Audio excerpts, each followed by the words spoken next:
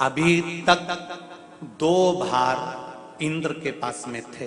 बहुत ध्यान देकर समझना, 2 भार थे इंद्र के पास। इंद्र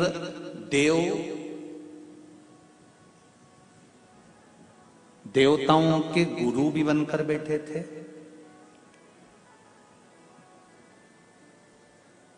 देवगुरु बृहस्पति की जगह पूर्व में इंद्र ही देवगुरु का पद संभाल रहे थे, और देवराज का पद भी इंद्र के पास में था। कौन कौन से पद थे? जम के बोलो जरा।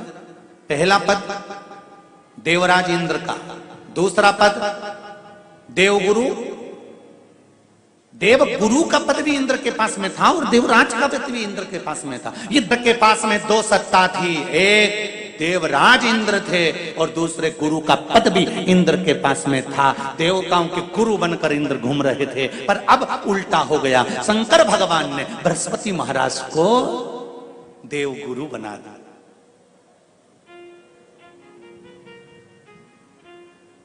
अब जैसे देवगुरु बनाया तो इनका इंद्रदेव का मुंह, अरे वो बोलो तो तुम, भगोड़ ऐसा हो गया, कुर्सी उतरी कि मुंह भगोड़ा उड़ा।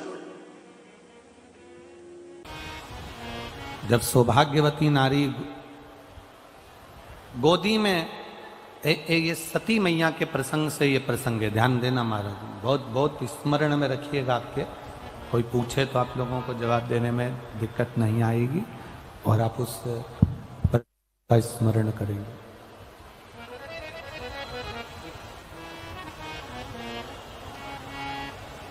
सती मैया अग्नि में कूद गई। द्रौपदी के पवित्रता से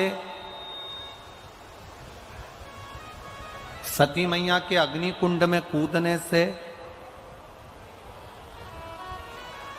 और माता पार्वती के प्रागट्य से और पार्वती जी के मंगल विवाह से शिव जी के साथ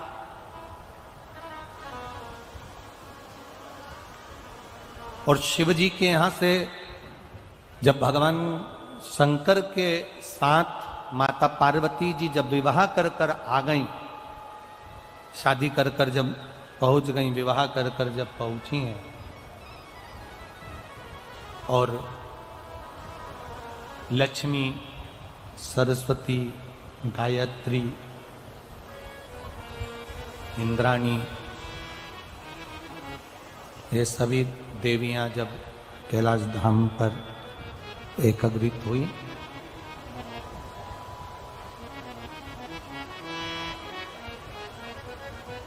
उस प्रसंग से इसको जोड़ा गया। सती मैया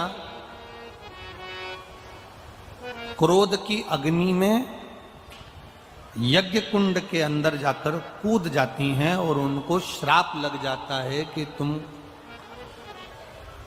देव यज्ञ में, देवताओं के होने वाले इस कार्य में, होने वाले सत्कर्म में तुम कूदी हो, इसलिए तुम्हें कोयल की योनि प्राप्त हो। शंभु, तुम्हें कोयल की योनि प्राप्त हो।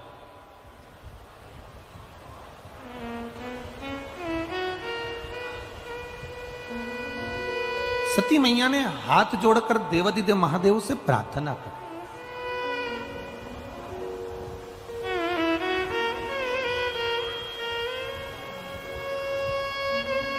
प्रभु, गलती तो हो गई, अब ये गलती तो हमसे हो गई है कि ये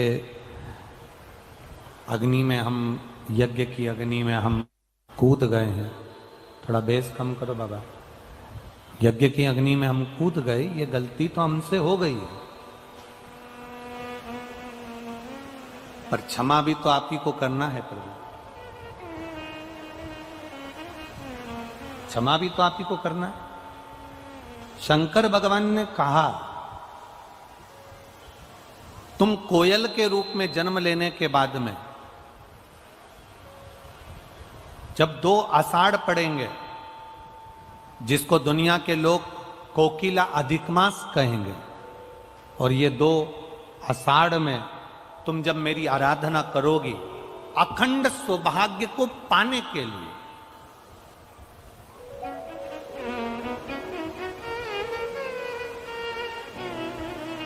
अखंड सौभाग्य को पाने के लिए जब तुम मेरी आराधना करोगी तब तुम पुनः हिमालय राज की बेटी बनोगी।